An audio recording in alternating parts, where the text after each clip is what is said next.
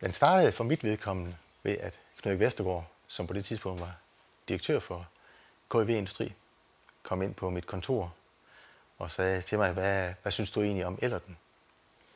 Og dertil svarede jeg så, at jeg synes, det var et sjovt lille køretøj, men det havde også nogle begrænsninger, som jeg måske ikke synes så godt om. Det, at det ligesom var et enpersoners køretøj. Og hvis jeg så på vores eget kørselsforbrug på det tidspunkt, jamen så var det at få bragt børn til og fra børnehaven.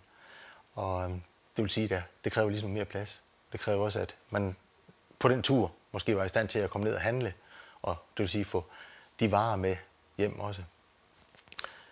Den anden ting, det var, at sikkerheden i køretøjet, synes jeg måske ikke var helt optimal. Og det betød egentlig, at jeg måske selv ville føle mig meget usikker, hvis jeg kørte i Ellerten. Og det var sådan set de ting, jeg sagde til Knud Erik Vestergaard der. Og så på et tidspunkt, så kommer han ind og siger, at nu skal vi til at lave biler. Og så begyndte vi faktisk sådan på køkkenbord og sidde og skitsere, hvad det nu kunne blive for noget. Og startede med at prøve at finde ud af, hvordan vi overhovedet kunne stykke tingene sammen, sådan at det blev et køretøj. Og sådan at de egenskaber, som skulle være i en bil, at de også blev intakte i det design, vi fik lavet, og i den konstruktion, der så skulle bygges op omkring det.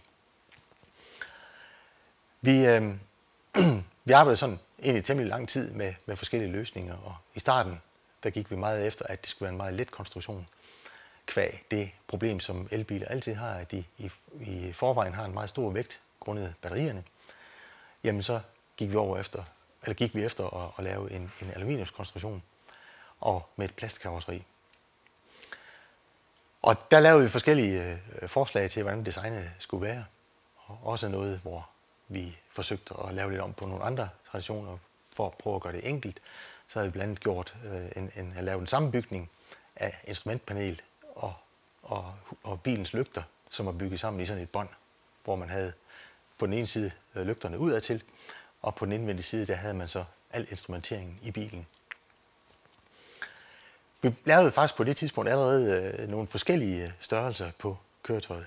Det var sådan, at den Kevet, som vi kender, som er beregnet for enten 2 voksne eller et voksen og 2 børn, var ligesom udgangspunktet, men det var faktisk tanken, at det skulle så blive til nogle andre køretøjer, hvor man pludselig fik plads til 4 personer, og på et senere tidspunkt måske endnu flere personer i sådan en elbil.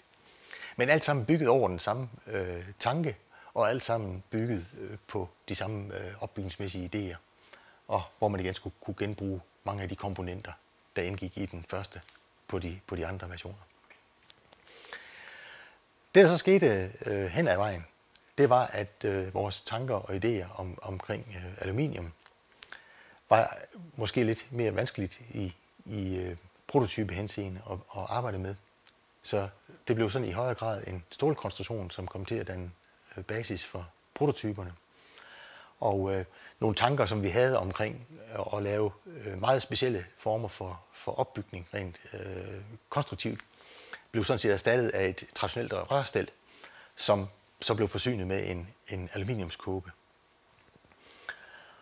Og da vi stod med sådan en grundkonstruktion og skulle til at konvertere vores design til et en-til-en, jamen så foregik det faktisk på en rigtig, rigtig morsom måde, fordi vi lavede et træskelet, som blev overtrukket med hønsenet. Og så blev det ellers indkøbt ubrændte mursten en masse, som så blev trukket henover. Og så stod vi faktisk, at det her det skulle holdes vådt, så vi havde hele tiden plastik henover for at kunne forme det, samtidig med, at det ikke måtte, fordi begyndte det at tørre, så begyndte det at falde af konstruktionen her. Og det var faktisk den måde, det blev gjort på. Og det hang også meget sammen med, at det var meget begrænset, hvad vi havde af værktøjer. Så det at lave meget dobbeltkrumme façon og sådan noget, havde vi ikke sådan de helt store muligheder for, med den der meget enkle måde, vi skulle prøve at bygge det op på. Men alligevel, så formåede vi altså at få formgivningen og konstruktionen til at hænge sammen på en ordentlig måde.